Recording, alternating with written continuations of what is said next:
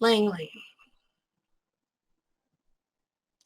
I was 4 when they came and got me. And it was the summer of 1959. And I was wearing a cotton nightie that my mom had made for me. And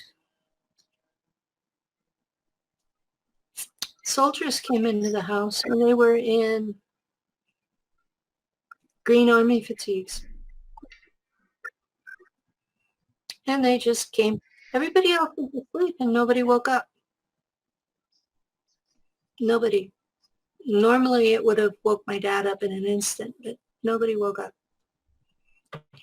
And they put me in the back of a Jeep, and we just drove for days. At night, not in the daytime. We kind of followed Route 66 backwards. Mm-hmm. I lived north of there, so we drove down State Route 99 to Route 66 and then east.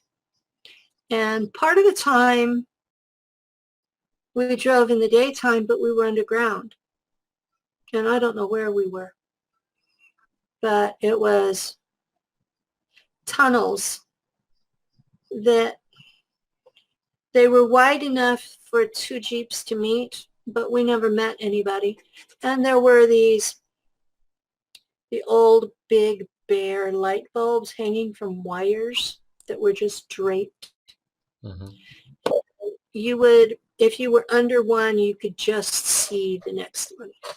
And so it was basically to show you where the tunnel was, not to guide your way. And we would drive, it felt like forever. And we ended up in Virginia. And this was before the CIA headquarters were there. So I don't know which building I was kept in.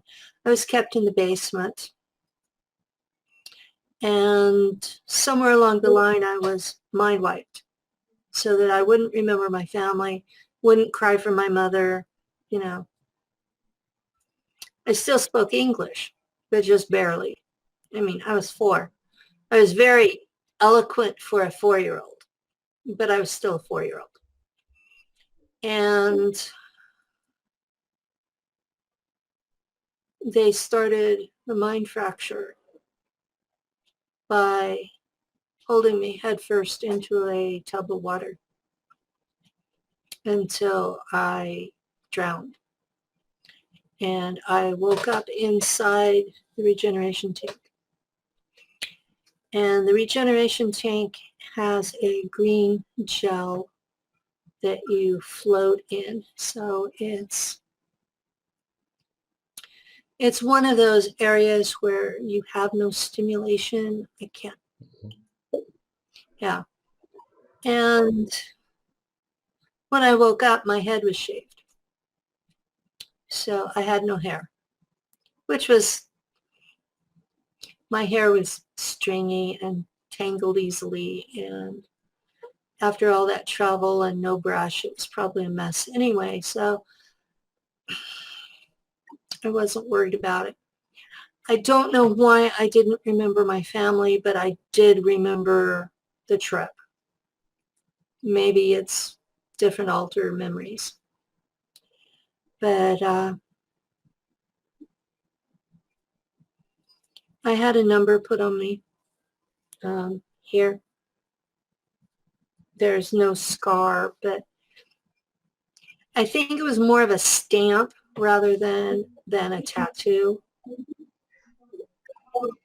But I was number 7.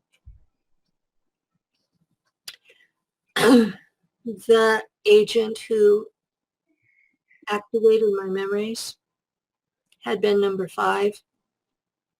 That was part of why he appealed to me. Well, part of me remembered him. he remembered having been a number 5. That number meant something to him, but I don't think he remembered being at Langley. But they had this list of tortures that they put us through to mind fracture us.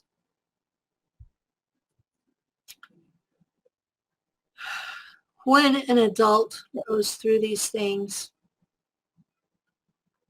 they just give up and die or go catatonic.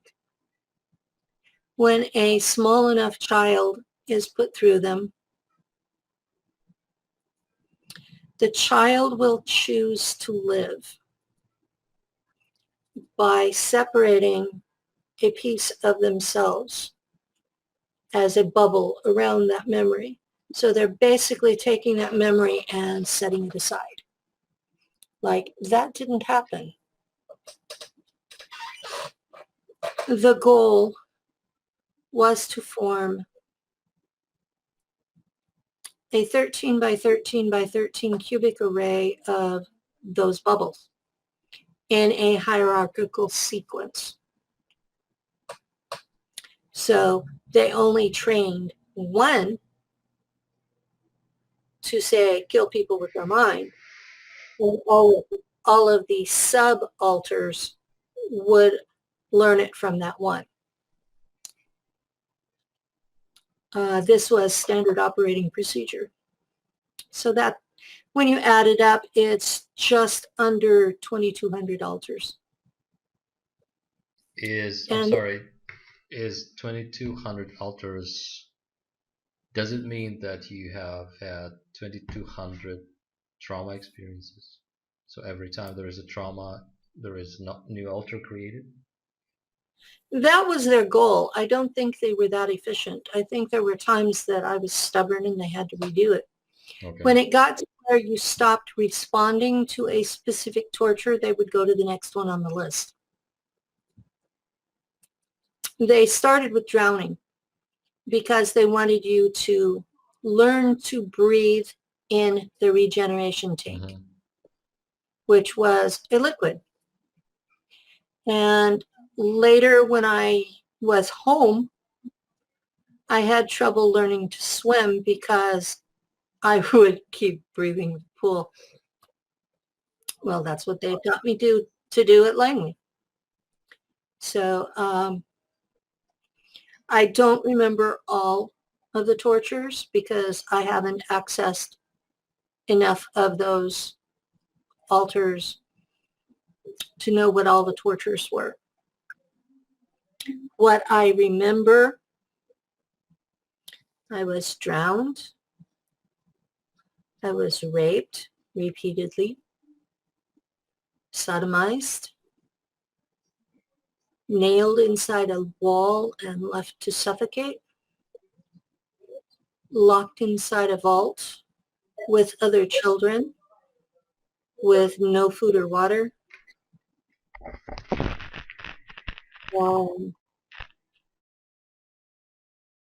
I was shot.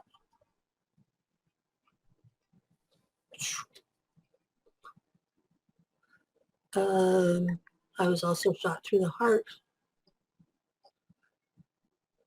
Not only by the staff, but by other children, because we were forced to kill each other.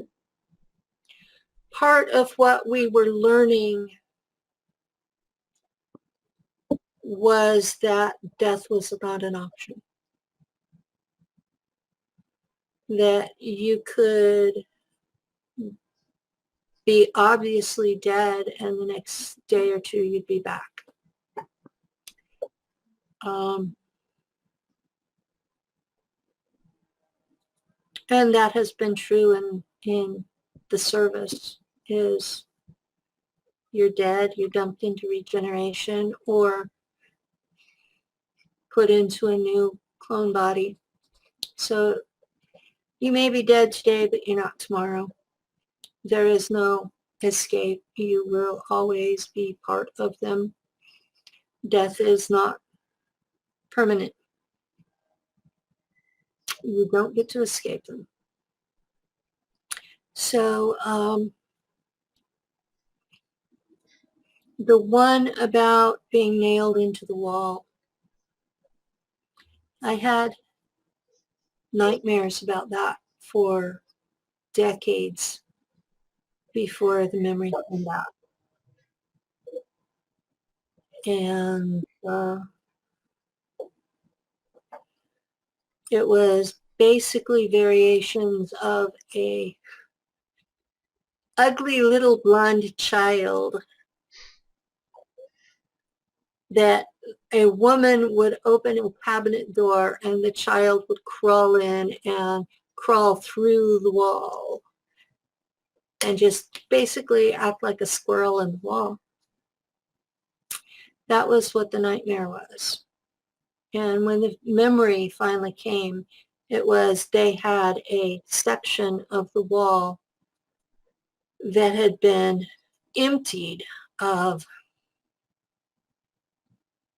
all of the insulation and wiring and everything. It was just an empty section that was a little bit bigger than most of us were. And they would shove us in it, put a piece of plywood over it and screw it in. And just leave us there. So when I finally accepted that that's what the memory was, the nightmare stopped. But the memory of them is still very vivid. There was a neighbor child in the 1990s that looked so much like the little girl in the nightmares that I was having those on a regular basis. So the fact that I thought of her as an ugly child gives you some idea of my self-image at the time. So I was tiny and thin, and my head kept being shaved, and I was kept in hospital pajamas all the time, and I probably thought I was ugly.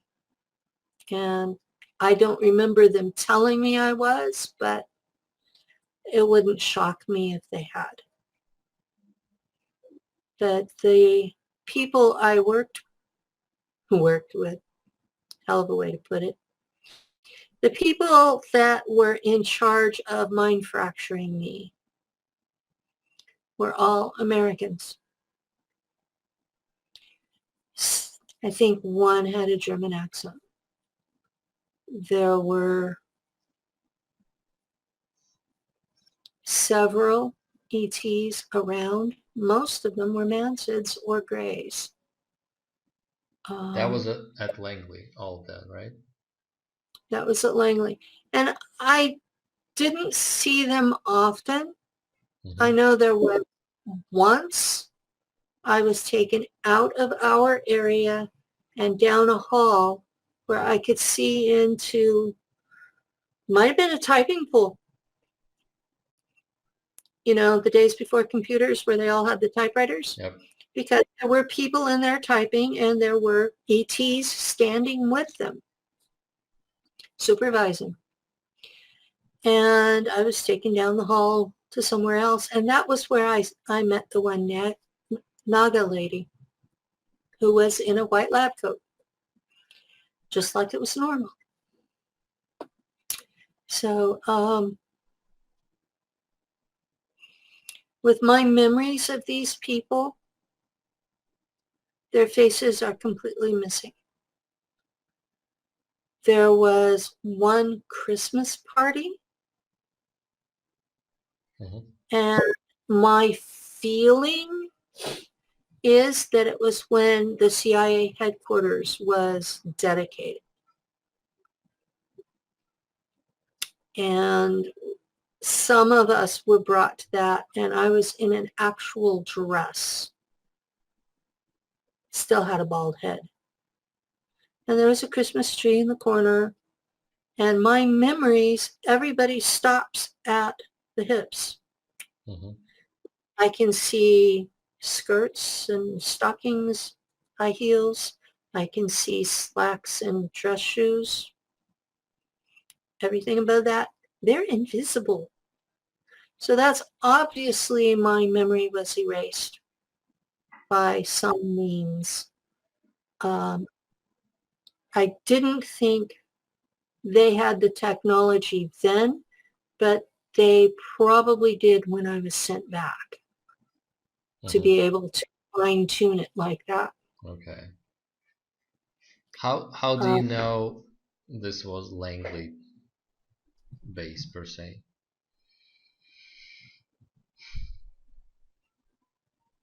How did you find it out? When I think about it, it's like the word Langley is scribbled across it. Okay. I don't know how else to explain it. It's the memory says it's Langley. Okay. So they may have told me. I don't know.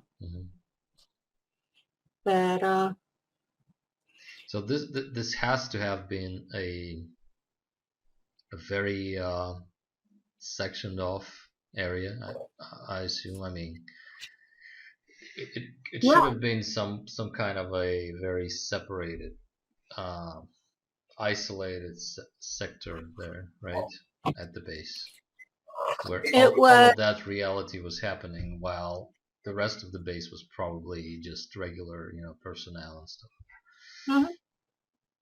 It was underground. I'm not sure how many levels underground. And it had the feel of a prison hospital. So no windows, you never saw like sunlight or anything? No, there were no windows. Everything was white. The walls were tiled up to about a meter high. It was probably 3 feet, but it was about that range. And the tiles were white. The walls were white. The floors had white tiles. As much of the furniture as they could paint white was white. It was white. My personal room, room number 7, had a cot and a small toilet and a small sink and no mirror and one window in the door, and it was very small. So they could see me, not so I could see anything. And my pajamas were white, and the one blanket I had was white. And they would get really concerned if I sat and rocked, because that was a sign of going catatonic. And they lost the kids that went catatonic. That was the mind was giving up. They wanted you to want to live, but they wanted to break you.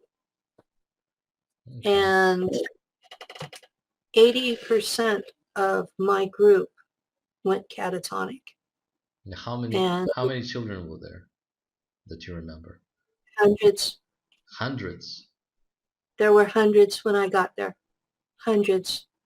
And 80%. Did you see them all in like one place at a time sometimes? We would occasionally be in a cafeteria space. Okay. We were not allowed to interact. But we would be in the cafeteria together. And that's how I knew that Steve had been there, was because I had seen him in the cafeteria. And but you were all separated in your own rooms. No one could come out. So during the day you would have all this kind of stuff happen. And sometimes you would just sit there for the whole day. Yeah. Sometimes you'd be in the room for the whole day, for the whole week. And then they would come in the middle of the night and yank you out and do crap to you. and plop you back into the room if they hadn't killed you, or put you in a regen tank. And when you came out, they'd hose you off, put you in fresh PJs, and put you back in your room.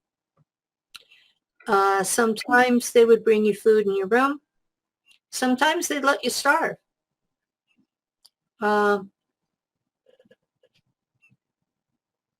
then other times, if they thought you'd been in solitary long enough, they'd pull you into the cafeteria with other kids that you weren't allowed to play with. You know, you weren't allowed to talk to. You had to just sit and eat, or whatever assignment they had for you.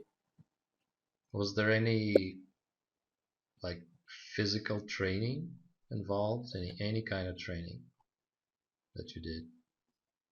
Not at that point. Okay. At that point, they were concentrating on mind fracture. Mm-hmm. That was the first year and a half. So that's 1959 to 1960. Mm-hmm. Okay.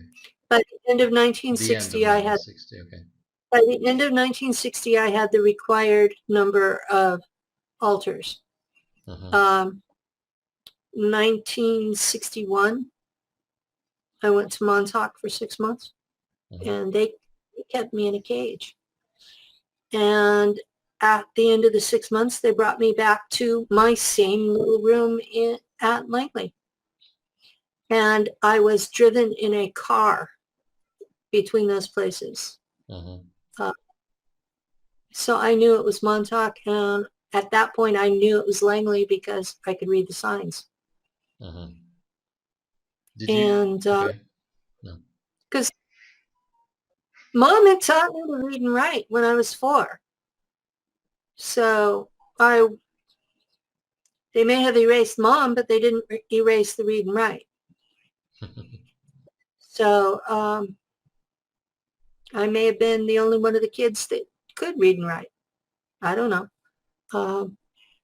Were there older kids? I mean, you were 4, 5, 6 years old. Were there kids that were like in their preteens or something? They had, the group of us were between 4 and 8 when we got there. Mm-hmm. We were all little. Whoever had done the preliminary research knew that it required little kids, Sure. that the older kids would die. And they were hoping more of us would live, but 80% of us died the first year. That's outrageous waste. Mm-hmm. I mean, I don't know why the Department of Defense tolerated it. I don't know why the CIA tolerated it, losing that many of us. But my understanding from other veterans of these programs is that by 1980 that they had stopped doing the extreme mind fracture, Mm-hmm. that they were only doing like 30 alters each. The people around you, the employees there, was there a lot of, would you say, like qualified personnel who knew like doctors? I presume those were like psychiatrists with special skills, right? Who were doing this. First of all, where do you think this whole technique come from? Did it all come from the Germany, or was it? Do you think it was there before? Did they know about this before? How did they know how to mind fracture, the technique and everything?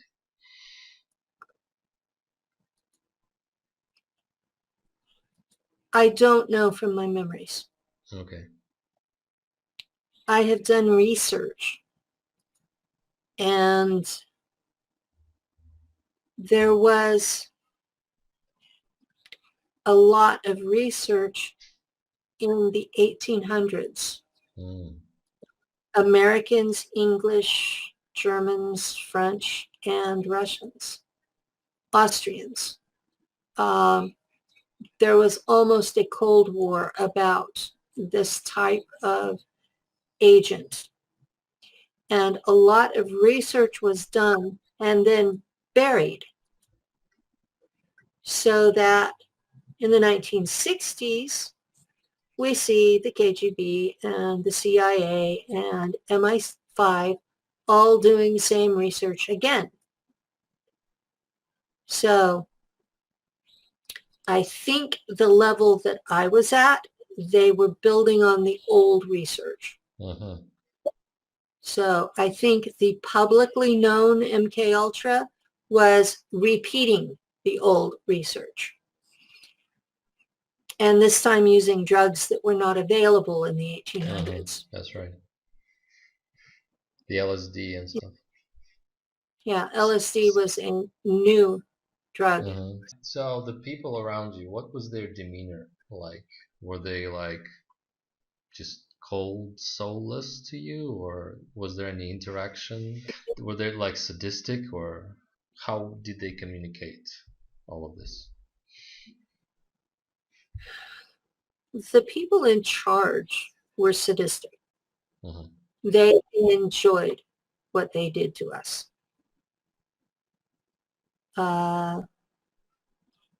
The day-to-day people that were carrying out their orders were cold and clinical, like this was just another day's work. They probably There, might have been mind fractured themselves to do this. it's possible. Yeah. It's possible. Especially the ones doing it today. They're probably mind fractured. But the ones then, it's like there was no mercy. There was no defense.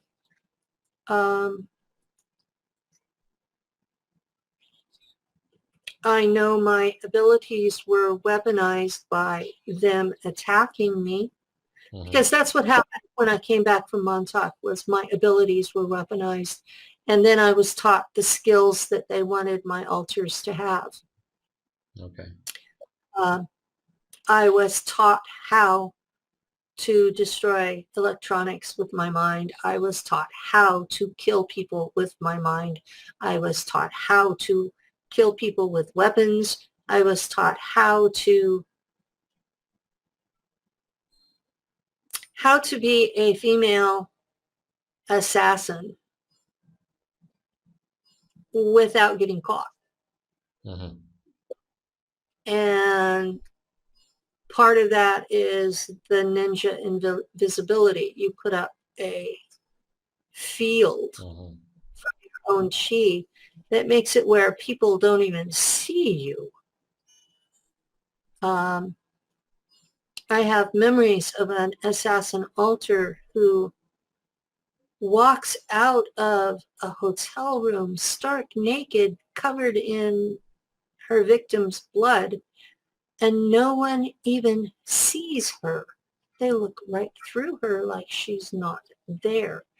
I have no idea how she pulls this off, but I've seen her do it more than once. Okay. That's once the first altar was activated. I've had others almost like dominoes. The ones that were close to it they start by, I wake up in that altar with it active and watch what it does with the inability to affect what it does. Okay. Is that a memory or is it in real time, usually? It's in real time. No, I mean, is it from the past or? No, I have altars still active. Okay. Okay, we should probably talk about it more in detail, because a lot of people still don't understand how you can be somewhere with your altar and physically being here. Okay. All right. So you remember the training, the battle training, the weapons training, the psychic psionic training as well. Martial arts as well, everything. Martial arts, magic. Oh. We were taught magic by Bavarian Illuminati. We had training from Knights Templar. We had We had Japanese ninjas come teach us. Really? And it was a very complex training. Can you And do you remember anything like most clearly that you can describe? Any part of it?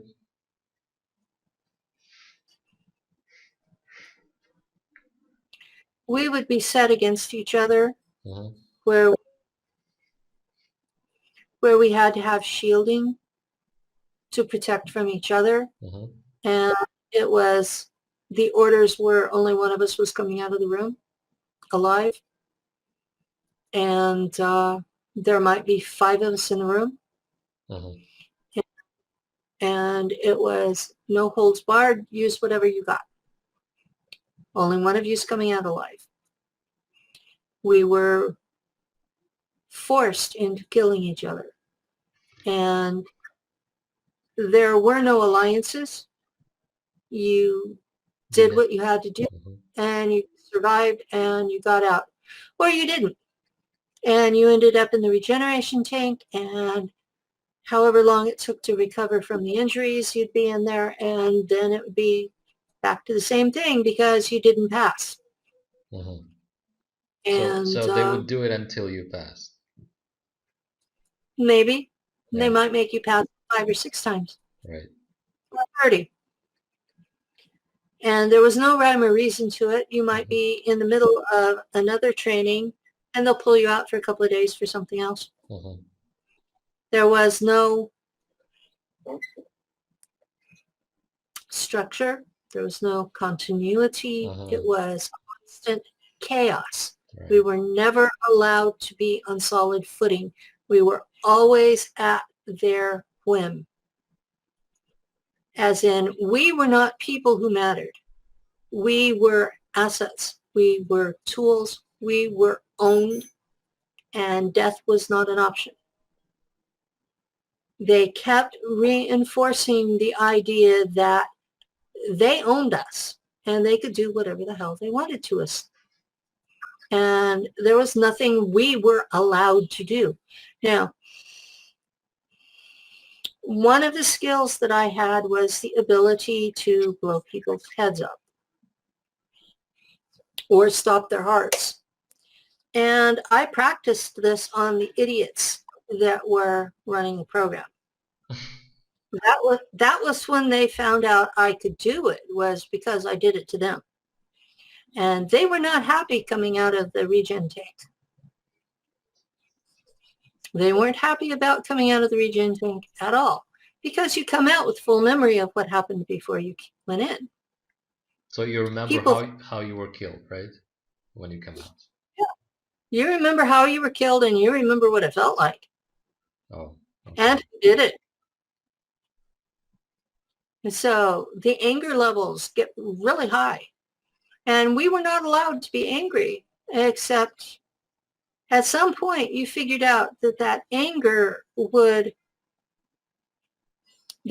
would power the psionics weapons.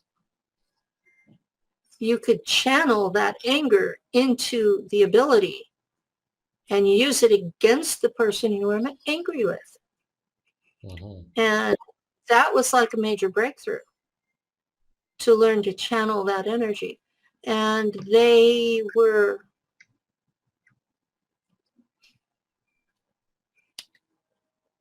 gave the impression they were angry with me, Okay. but they may or may not have been. They lied a lot. Mm-hmm. I mean, I don't know how to put it other than that. They lied a lot. They would tell you, oh, if you do this, then we'll let you have that. And then you'd never get it. And there was no affection. There was no respect. There was no, all the things that little kids need. I mean, you're a dad. You know what little kids need. We didn't get any of that. So we were not loved. We were tortured. We were not kept warm. We were not given any of the things that children normally need. After my abuse with the program and my abuse with my parents, when I had kids of my own, I would sit there in a situation and think, what would my mother do? And then do the exact opposite. That was the way I raised my kids, was the opposite of how I had been raised.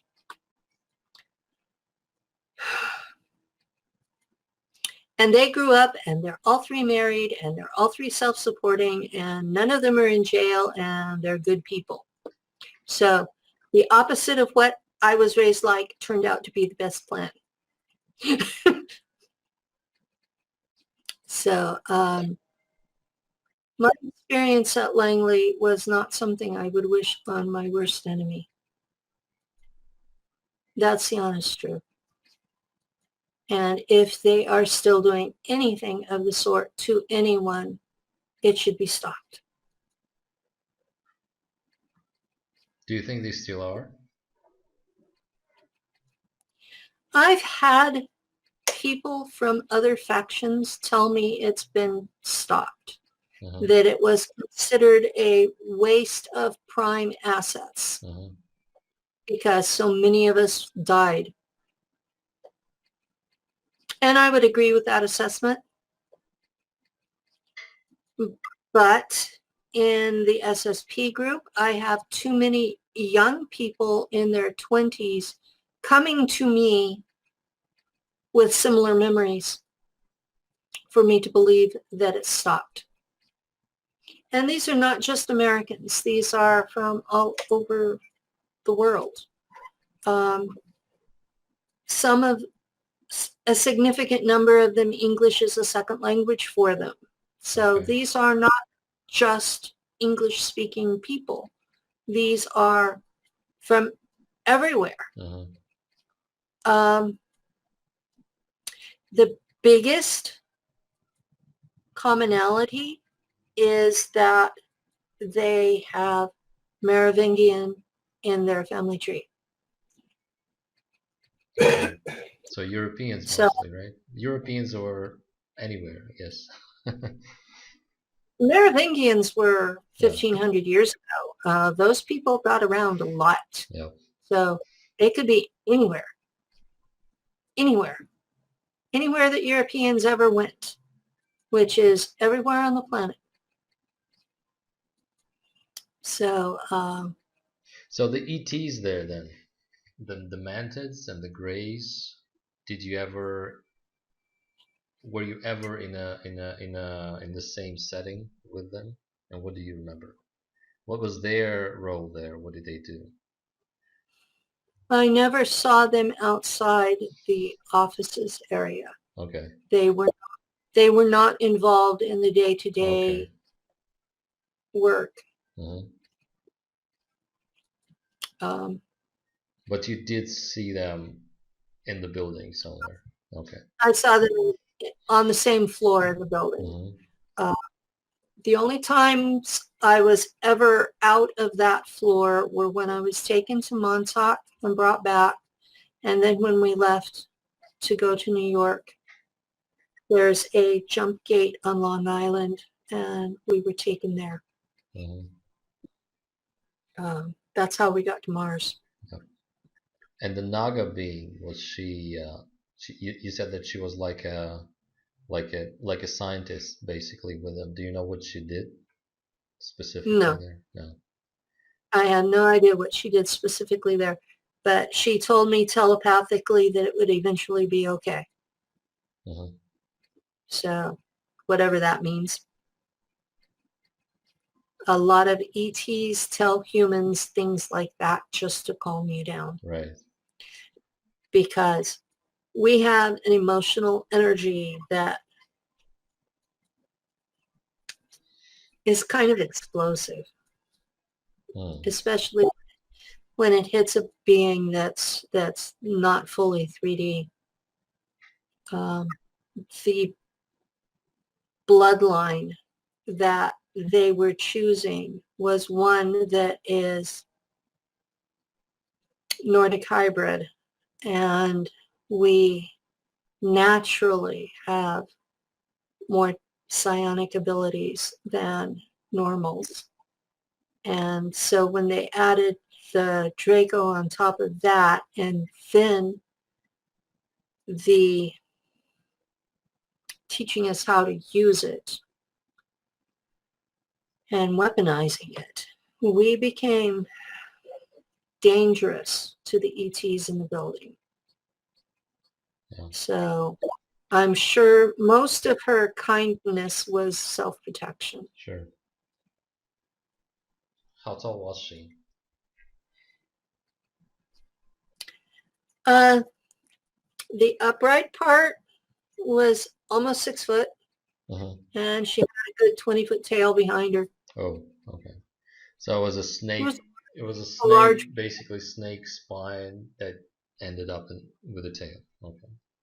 uh-huh, And a torso with like arms and legs and stuff. Okay. just arms, Oh, just arms. just arms, So no legs then. no Okay, legs, I see. slithering along.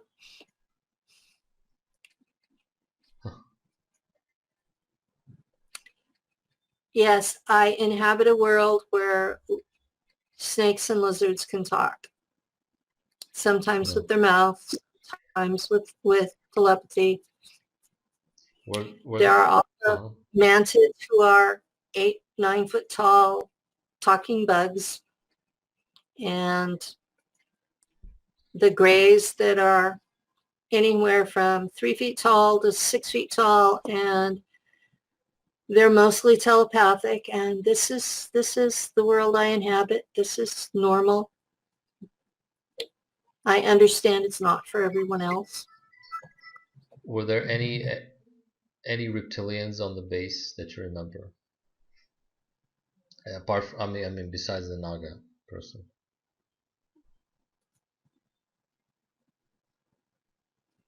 Not at Langley. There was the one. Montauk, yeah. There was the one at Montauk, but not at Langley. The people involved with the mind fracture and weaponization were all human.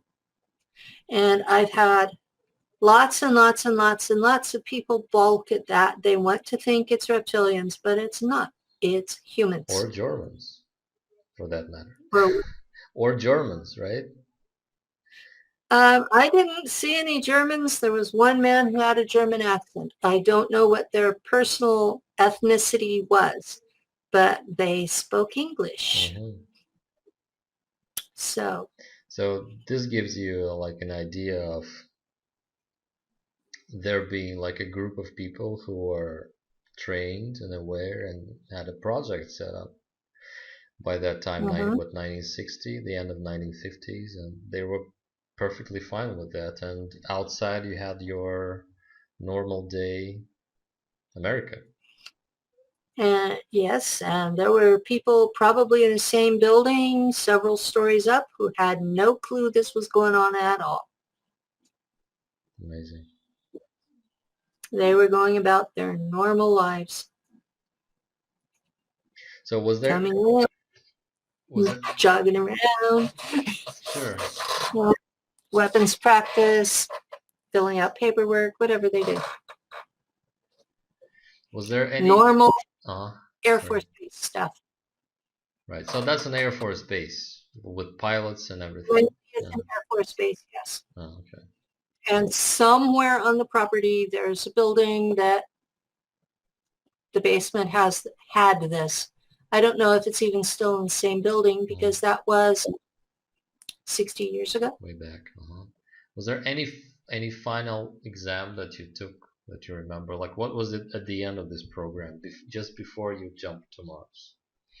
What happened?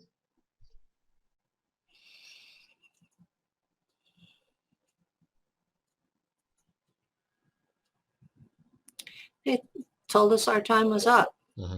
Apparently, they had a new group coming in.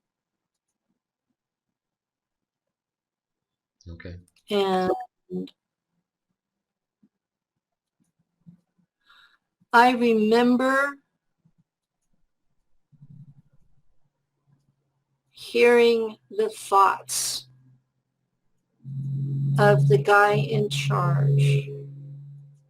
He had gotten chewed out for losing so many of us. I had been there 5 years when they sent me to Mars. So I was 9 when I went through the jump gate. How many of you And I was leave at once? At that one trip, there were, I think, 8 or 9 of us in the elevator that turned into the jump room. But that doesn't mean there were more before and after. Sure. So we went into this building and we were still in our pajamas. And we went into the elevator and they said, okay, that's enough. And they had one operator that ran the panel. And there was a panel for regular elevator and there was a slide. And there was a panel for the jump gate. So you mean it was actually in a regular elevator, not in a secret like enclosure or something? Yeah. It was in an actual elevator in a building on Long Island in New York. And you know that building, right? It's not the Empire State Building. Okay, all right. But it was big enough to have an elevator in 1964. Okay. And it was right on the river and under a bridge. The only photo that I've seen from that time period, it was a hospital, which would explain why nobody cared that we were in PJs. And we were told to huddle in the middle and not touch the edges, not touch the walls. Because the walls kind of morphed into a time tunnel look. Sure. And it went through the back and it took about 20 minutes and we were in Ares Prima on Mars. As you went, could you see what was going on around you, like the hyperspace, whatever? Was it like it looked more like the tunnel, from okay. Montauk. The tunnel from Montauk where it had the lubies. Yep. It looked more like that. So it was a variation of that technology. And you couldn't tell where basically the elevator cabin ended and how, like the when it morphed into this tunnel, you couldn't like see when it was physical and then it wasn't, right? It was like all in one. Yeah, it just sort of, you know, if they had us in the middle, right, all together. I mean, you know, kids, 8 or 9 little kids huddled together, and the youngest ones are like 9, and we're supposed to touch each other. Come on. After we've been killing each other in training, come on, get real. This ain't happening. So we were in the middle, but it wasn't until the walls appeared to dissolve that we actually hung on to each other. And that was more self-protection. Yeah. So 20 minutes of this, right? 20 minutes of this, yes. And then we were at Ares Prima.